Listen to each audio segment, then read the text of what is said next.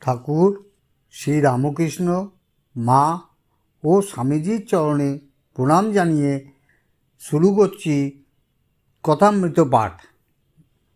আগের দিন শুনিয়েছিলাম শ্রীমকথিত শ্রী শ্রী রামকৃষ্ণ কথামৃতের প্রথম ভাগের তৃতীয় খণ্ডের প্রথম পরিচ্ছেদ থেকে পাঠ। আজ শোনাব দ্বিতীয় পরিচ্ছেদ। অনুগ্রহ করে পুরোটা শুনবেন। যদি ভালো লাগে একটা লাইক করে আপনার বন্ধু বান্ধব আত্মীয় স্বজন এবং রামকৃষ্ণ অনুরাগীদের শেয়ার করে দেবেন। কমেন্টে আপনাদের মতামত অবশ্যই জানাবেন। আর এখনও সাবস্ক্রাইব না করে থাকলে সাবস্ক্রাইব করে দেবেন। ধন্যবাদ। শুরু করছি দ্বিতীয় পরিচ্ছেদ। ভক্ত সম্ভাষণে। সহস্রবদনে ঠাকুর শ্রীযুক্ত শিবনাথ আদি ভক্তগণের দিকে দৃষ্টি নিক্ষেপ করিতে লাগিলেন। বলিতেছেন, এই যে শিবনাথ, দেখো তোমরা ভক্ত, তোমাদের দেখে বড় আনন্দ হয়। গাঁজাখোরের স্বভাব, আর একজন গাঁজাখোরকে দেখলে ভারী খুশি হয়, হয়তো তার সঙ্গে কোলাকুলিই করে। শিবনাথ ও সকলের হাস্য। সংসারী লোকের স্বভাব, নাম মাহাত্ম্য। শ্রীরামকৃষ্ণ বলিতেছেন, যাদের দেখি ঈশ্বরে মন নাই তাদের বলি তোমরা একটু ওইখানে গিয়ে বসো, অথবা বলি যাও বেশ বিল্ডিং, রাসমণির কালীবাটির মন্দির সকল দেখো গে, সকলের হাস্য। আবার দেখছি যে ভক্তদের সঙ্গে হাভাতে লোক এসেছে, তাদের ভারী বিষয় বুদ্ধি, ঈশ্বরীয় কথা ভালো লাগে না। ওরা হয়তো আমার সঙ্গে অনেকক্ষণ ধরে ঈশ্বরীয় কথা বলছে, এদিকে এরা আর বসে থাকতে পারে না, ছটফট করছে, বারবার কানে কানে ফিসফিস করে বলছে কখন যাবে কখন যাবে। তারা হয়তো বললে দাঁড়াও না হয়ে আর একটু পরে যাব।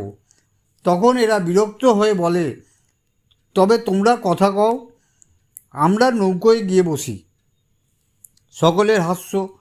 সংসারী লোকেদের যদি বলো যে সব ত্যাগ করে ঈশ্বরীয় পাদপদ্মে মগ্ন হও, তা তারা কখনো শুনবে না। তাই বিষয়ী লোকেদের টানবার জন্য গৌরনীতাই দুই ভাই মিলে পরামর্শ করে এই ব্যবস্থা করেছিলেন।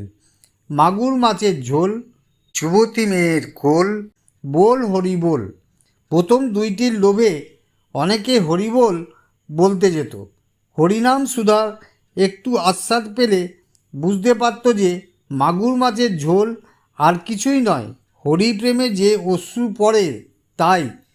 আর যুবতী মেয়ে কিনা পৃথিবী, যুবতী মেয়ের কোল কিনা ধুলায় হরিপ্রেমে গড়াগড়ি। নিতাই কোনো রকমে হরিনাম করিয়ে নিতেন।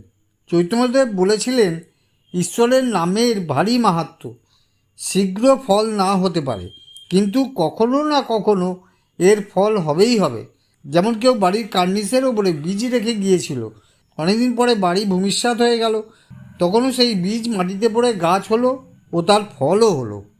মনুষ্য প্রকৃতি ও গুণত্রয়।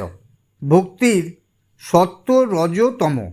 শ্রীরামকৃষ্ণ, যেমন সংসারীদের মধ্যে সত্য, রজ, তম তিন গুণ আছে, তেমনি ভক্তির সত্য, রজ, তম তিন গুণ আছে। সংসারীর সত্যগুণ কীরকম জানো? বাড়িটি এখানে ভাঙা ওখানে ভাঙা, মেরামত করে না। ঠাকুর দালানে পায়রাগুলো হাগছে, উঠোনে শ্যাওলা পড়ছে, হুঁশ নেই। আসবাবগুলো পুরনো, ফিটফাট করবার চেষ্টা নেই। কাপড় যা তাই একখানা হলেই হলো। লোকটি খুব শান্ত, শিষ্ট, দয়ালু, অমায়িক, কারু কোনো অনিষ্ট করে না। সংসারীর রজগুণের লক্ষণ আবার আছে। ঘড়ি, ঘড়ির চেন, হাতে দু তিনটে আংটি। বাড়ির আসবাব খুব ফিটফাট।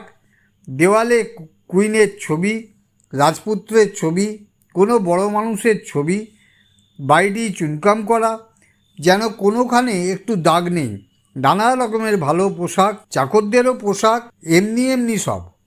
সংসারীর তমগুণ লক্ষণ, নিদ্রা, কাম, ক্রোধ, অহংকার এইসব। আর ভক্তির সত্য আছে। যে ভক্তের সত্যগুণ আছে সে ধ্যান করে অতি গোপনে। সে হয়তো মশারির ভেতর ধ্যান করে, সবাই জানছে ইনি শুয়ে আছেন, বুঝি রাত্রে ঘুম হয় নাই, তাই উঠতে দেরি হচ্ছে। এদিকে শরীরের ওপর আদর কেবল পেট চলা পর্যন্ত, সাকান্ন পেলেই হলো। খাবার ঘটা নাই, পোশাকের আড়ম্বর নাই, বাড়ির আসবাবের জাঁকজমক নাই। আর সত্যগুণী ভক্ত কখনো তোষামত করে ধন লয় না। ভক্তির রজ থাকলে সে ভক্তের হয়তো তিলক আছে, রুদ্রাক্ষের মালা আছে, সেই মালার মধ্যে মধ্যে আবার একটা সোনার দানা। সকলের হাস্য। যখন পূজা করে গরদের কাপড় পরে পূজা করে। দ্বিতীয় পরিচ্ছেদ আপাতত এখানেই শেষ হলো। নমস্কার।